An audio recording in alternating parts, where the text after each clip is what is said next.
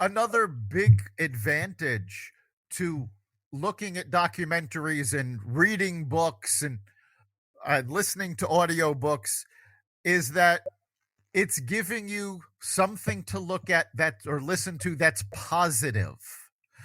Lord knows there's so much negativity in the world. We need to pull back from that negativity. And this is a great way to do it because you're not just learning, you're learning about something you enjoy.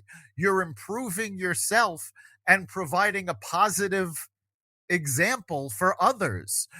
And, we've talked on and on about how important it is to overcome the negativity. This is a great way to do it while you're enjoying yourself, while you're improving yourself, and while you're learning more. Yeah, absolutely. I mean, as a lot of you folks who listen regularly know, I talk about power of positivity, turning obstacles into opportunities. And we talked about mindset, fixed, and growth. The fixed mindset is the one that just lives in the obstacles world, just thinking about everything that's wrong. It could be, just Eeyore looking one bad thing at another. Oh dear, oh my, it's such a bad day. The opportunity side of thing is the sky's the limit. The Incredibles, the Impossibles, all those people that can go out and just do everything that they want to do, and that's the growth thing. And really, the key is from getting out of that is to throw out all of those fixed mindset obstacles like criticizing, complaining, and bad habits and that kind of thing, and just turning them into positive experiences. I mean, you and I've talked many times about what would happen to you if you turn the word yes but for a week into the word yes and. You never used but after looking at a situation. You turned it into an and. You're automatically looking for opportunities and things and putting a positive spin on there. Think about that when you're looking for materials to work on as far as your personal development goes. Take a look at those ands and research them. Absolutely. And of course, to this point, we've been talking mostly about self improvement regarding the mind. But self improvement goes beyond that. There's the body and the soul. So, in addition to lifelong learning and improving yourself, by learning new information and getting new points of view, it's also important to exercise, to meditate. And of course, you can get more information of that in all of the books and documentaries and all of this. But it's so important that you follow through with this. We need, one of the things they've found as they're studying COVID is the fact that the better shape you're in, the less it affects you. And quite frankly, this is not just true for COVID, it's true for just about every illness out there. If you're building up your immune system, if you're in good shape, if you're not obese, you feel better, you can do more, you can withstand more of the obstacles. And of course, the energy, we talked about how it can be energizing to, learn new things. Working out, being in good shape increases that energy even more. Yeah, absolutely. And I mean, the most important thing to remember out there, which we've talked about a whole lot too.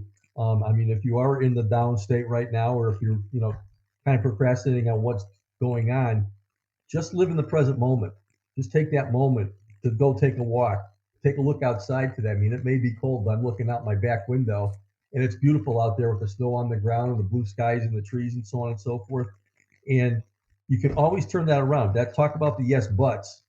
If you just turn it into yes and, it's as simple as just taking a look in the present moment and appreciating what's right in front of you, no matter what it is. And if you break it down into simple little chunks, I know I talked in the past about Lao Tzu, the three things to learn in life: simplicity, patience, and compassion.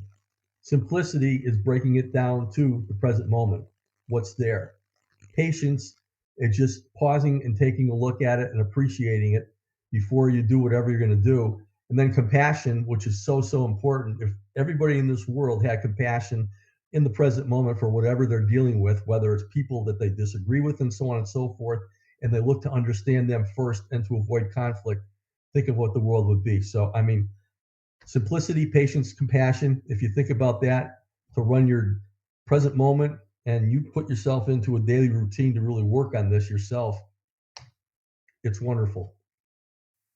Yeah, and it's so important to remember that simplicity because the main reason that most people procrastinate and put off doing something like this is because it feels overwhelming.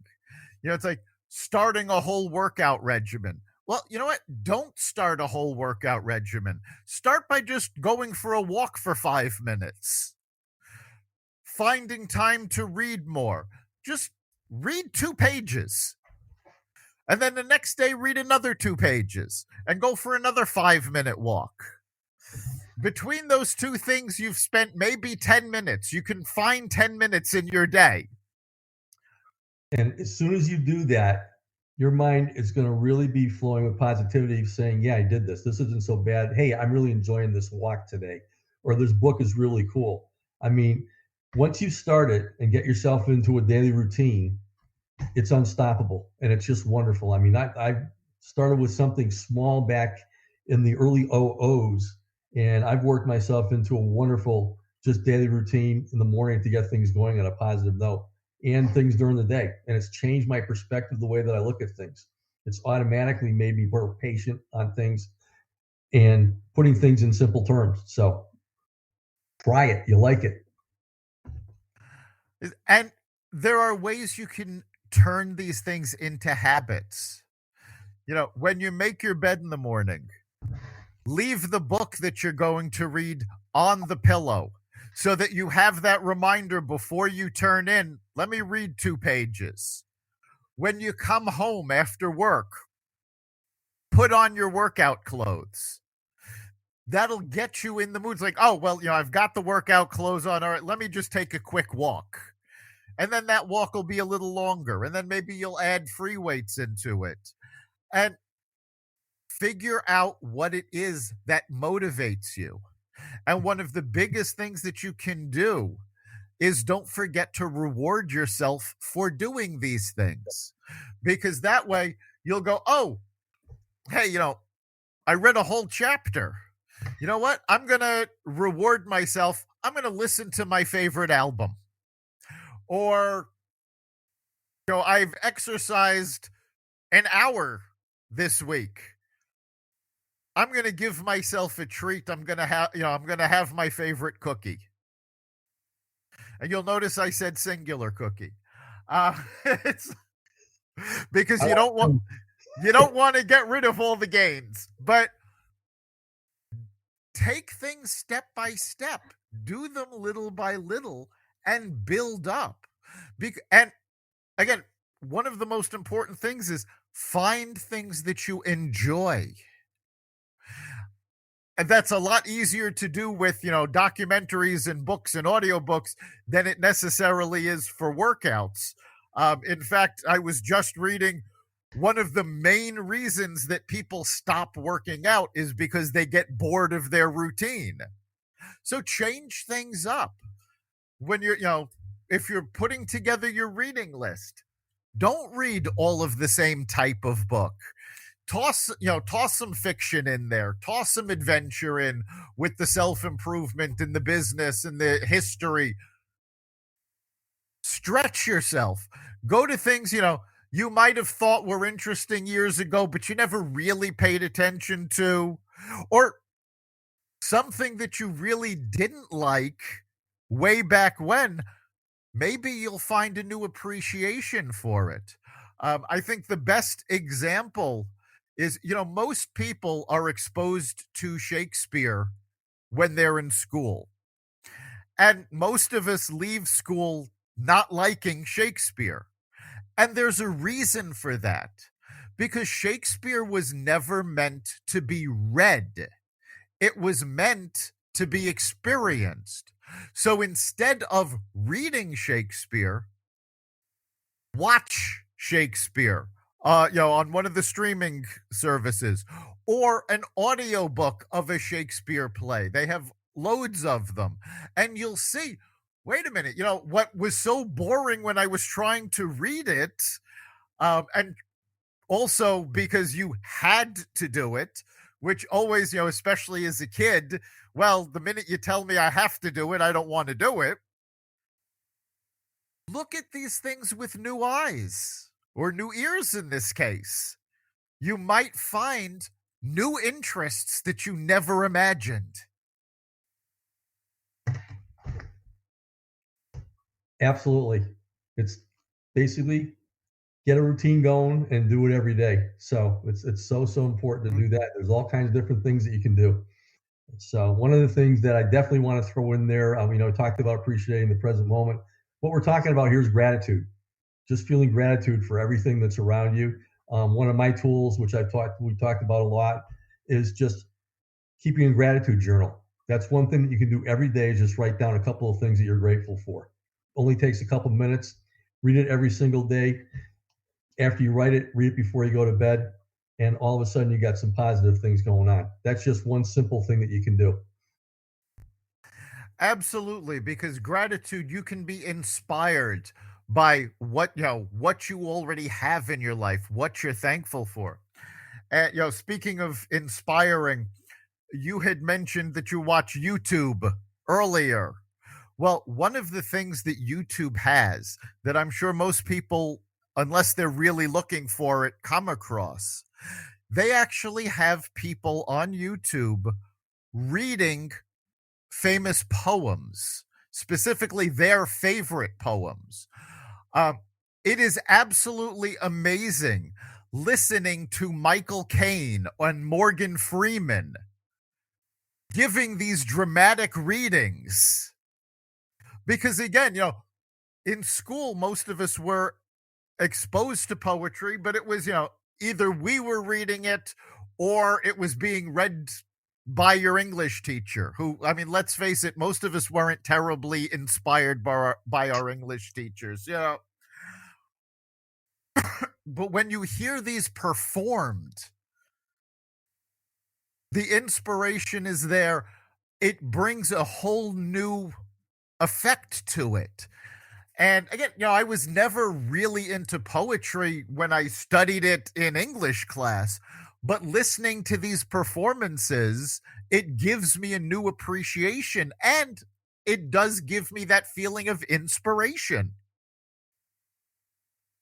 Yeah, that's something I haven't tried yet. Poetry is always always kind of boring or over my head.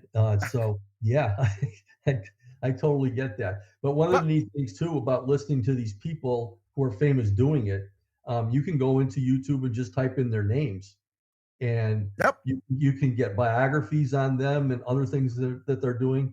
I mean, if you're fascinated with some of the people out there, go in and do a search on them in YouTube, and so a lot of the times you're going to find some inspirational things from them. absolutely. And of course, if you're one of those people that thinks, well, poetry is over my head, I always recommend folks start with Casey at the Bat. Yeah, it's There you go. Casey. Casey at the Bat's not over anybody's head, and of course, that's another one. Most people at some point in their lives were exposed to Casey at the Bat. Very few people know that there were two sequels to Casey at the Bat.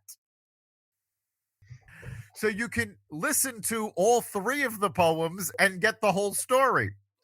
So there's always more you can do, new ways to learn, new things to learn. And the more you do it, the more, and again, focus on things you enjoy. You know, I've mentioned Shakespeare and poetry, but if that's not your thing, don't feel you have to push through that. Again, find something more lighthearted if that's what you want. If you're into sciences, find something scientific. Lord knows there's tons of scientific documentaries out there. Find something you enjoy.